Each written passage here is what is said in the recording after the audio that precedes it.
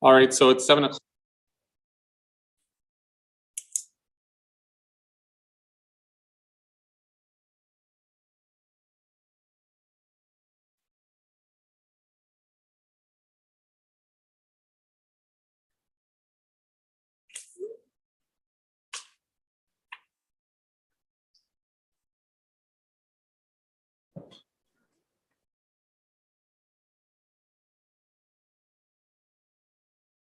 Oh, that one just died for some reason. Now I can hear. Thank you. There we go. Nothing like technical difficulties. Thanks. Okay. All right, so it's after 7 o'clock on Monday, April 4th, 2022, and I'll call the meeting to order for the second time. Is there any declaration of pecuniary interest or general nature thereof? Seeing none.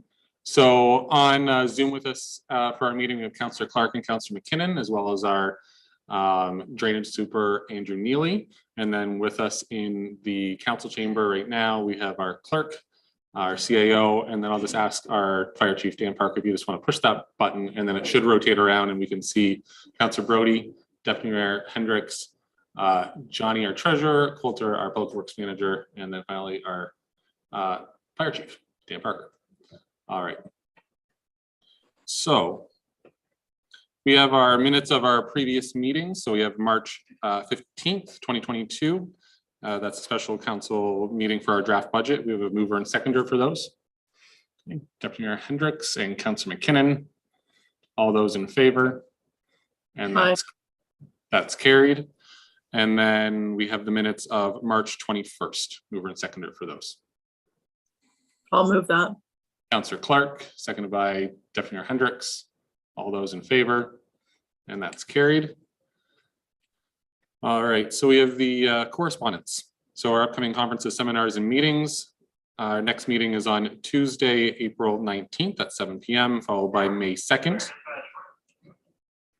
And then the AMO conference is scheduled for August 14th to 17th, and that's going to be held in the city of Ottawa. And registration begins on April 11th for anybody that wants to attend. Talk to our clerk. Recommended readings. So we have Blue Water Recycling Association and their board of directors meeting highlights for March 17th. The St. Clair Region I skipped one. Middlesex London Health Unit, their board of directors meeting summary for March 17th. The St. Clair Region Conservation Authority, their 2021 annual report. And then the Asala Bayfield Conservation Authority, their 2021 annual report. Action required. So item CC5 is from the City of Waterloo and it's the Ontario Building Code. Is there any thoughts on that one?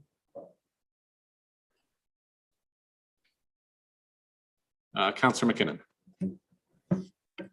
I was just wondering if Arnie, our CBO, had any comments to make regarding the resolution. Not at this time, but Morgan will follow up. And if there's any information, he'll send out an email or address it at the next meeting. Thank you. All right. And then the next one there is from the town of Fort Erie, and it's regarding the climate action plan. Right, so it looks like we need a motion to file items 1 through 6, but we will make a note to look at item number 5. Okay, Councillor Brody and Deputy Mayor Hendricks, all those in favor? And that's carried. All right, so we'll jump into staff reports. And the first few, it will be the drainage show. So we'll hand over to Andrew. Thank you, Mr. Mayor. This is for the Dodge Lightfoot tender results, item 6A. And so the Dodge Lightfoot drain report went to council for consideration on January 17th of this year. There were no appeals regarding the construction of the meeting. The Court of Revision was held on February 22nd of this year, and there were no appeals on this assessment. Notice of tenders for the reconstruction of the drain were issued on March 10th and were closed on March 24th at noon.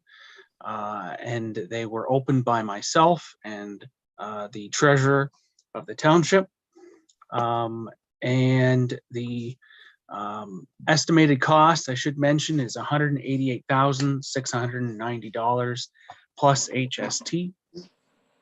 And the lowest bid amount with contingency included was $184,205, and that was Van Bree Drainage. And there is a recommendation that is backed up by the Spreet and Associates, the engineer that authored the drain, that the lowest bid should be accepted by Van Bree Drainage for the reconstruction of the Dodge Lightfoot drain for the amount of $184,205 plus HST. Okay, thank you, Andrew. Is there any questions or comments on that? Okay, so we have the recommendation. Mover and seconder. Okay, Deputy Hendricks and Councillor McKinnon. All those in favor? And that is carried. And then the Brown Petch Drain. Thank you. The Brown Petch Drain report went to council for consideration on January 17th. There were no appeals for the construction. The Court of Revision was held on February 22nd, and there were no appeals on the assessment. Notice of tenders were on the same day as the Brown, or for Dodge Lightfoot. And the opening was the same day as well, on March the 24th of this year. And the estimated amount for the project plus HST was $157,900 plus HST. The lowest bid was AG Hayter Contracting with $160,696.75. So slightly over, but still reasonably close to the engineer's estimate. And it is my recommendation, based on Spreet and Associates backing up as well, that the lowest bid of AG Hayter should be accepted at the amount of $160,696.75 plus HST. Okay, thank you, Andrew. Is there any questions or comments on this report? Okay, mover and seconder for the recommendation. Okay, Councillor Brody and Councillor Clark. Okay, all those in favor? And that is carried. Okay, and then we have the Dortmund's Drain Branch B. Thank you again. A little bit of a background. On February 28th of this year, we had received a request to reconstruct the Dortmund's Drain Branch B under Section 78 of the Drainage Act. In response, the staff had sent out notices to all affected landowners on the different branches to notify them that we had indeed received this request, and also to gather a better idea of if there were any other deficiencies or concerns that property owners wanted to address, or if they wanted to be a part of this project. This is all done before the engineer's report. Municipalities don't always do this, but this I have found that this makes things run a lot more smoothly as the project goes on. After giving property owners sufficient time to respond, it was determined that at this point there were no further property owners that were interested in expanding the project beyond the request property. Given the requester is at the bottom end of this branch, it is certainly possible to accommodate this approach. However, it should be noted, this is quite early in the process, that other property owners still do have the ability to sign on if they should choose to. And that I would consider this request to be reasonable, given the fact that this drain is around 50 years old, and expectations on drainage tend to change over time. And the current state of the drain, I would be very confident in saying that it is at least in part full of sediment and probably cracked for a good stretch of the drain. It is because of this that I recommend that council accepts the request and appoints Sprete and Associates to write a report to construct the Dortmund's Drain Branch B based on the request received from the owner of Concession 3, Lot 15 of the former Metcalfe Township. Okay. No. Is there any questions or comments? Deputy Mayor Hendricks. Pretty sure it's formerly Adelaide. My apologies. Yes, that is right. I had mixed up the townships. No, it's okay. It's a 50-50 shot. Yeah. Okay, is there any other questions at all? So we have the recommendation there for the appointment. Mover and seconder, Councillor Brody, and seconded by Deputy Mayor Hendricks. Okay, all those in favor? And that's carried. All right, thank you, Andrew, for all those reports. Thank you. Okay, the next report that we have in front of us is the special occasions permit for the Kerwood Annual Ball Tournament for this year, and I'm happy to see that it's back after 2 years of a hiatus. To the mayor and members of council, I think previously you've passed the a resolution to deem this as a municipally significant event through the general correspondence. I just wanted to provide a quick report to outline what a special occasion permit is.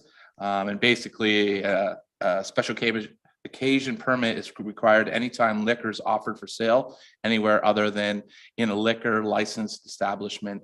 So the report does outline occasions where you need to apply for a special occasion permit. We did receive attached to the report is the request from the Optimist. In the ball tournament is June 10, 11, and 12th. And we are happy to see it back, as the mayor has indicated, and staff are recommending approval of the making this a municipally significant event so they can apply through to get an SOP through the AGCO. EIEIO, yeah. If there's any other questions, though, I'd be happy to answer. Sorry.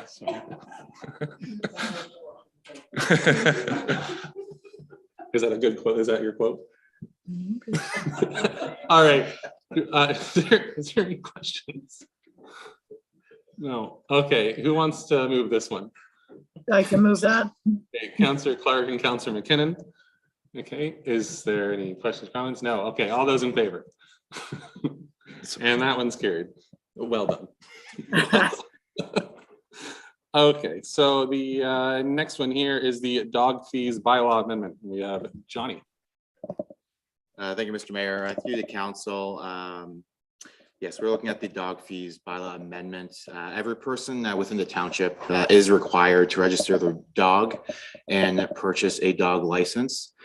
Each year, the township issues an invoice, which is due May 31st of each year. If the invoice remains unpaid on June 1st, there is a transfer to taxes penalty of $20 per dog. So that's moving the balance over the taxes, and the penalty is applied. This charge is applied to help recover internal costs associated with collecting outstanding funds. The current fee, however, is per dog, and it's not an accurate cost recovery fee. There is no additional staff resources required to collect outstanding funds if there is more than one dog tag per property owner outstanding. I am recommending that the same $20 transfer to taxes fee be applied, but on a per owner basis. So it's regardless of how many dogs they have. And this would better align with the cost recovery methodology. I'd be happy to answer any questions you may have. Is there any questions at all? I'm not seeing any, so we have the recommendation in front of us. Mover and seconder for that. Okay, Deputy Mayor Hendricks and Councillor Brody. All those in favor? And that's carried. Okay, thank you, Johnny. And that brings us to our closed session. So we need to have a motion from council that council adjourn it to closed session at 7:15. Is that right? That is right. Okay, sorry.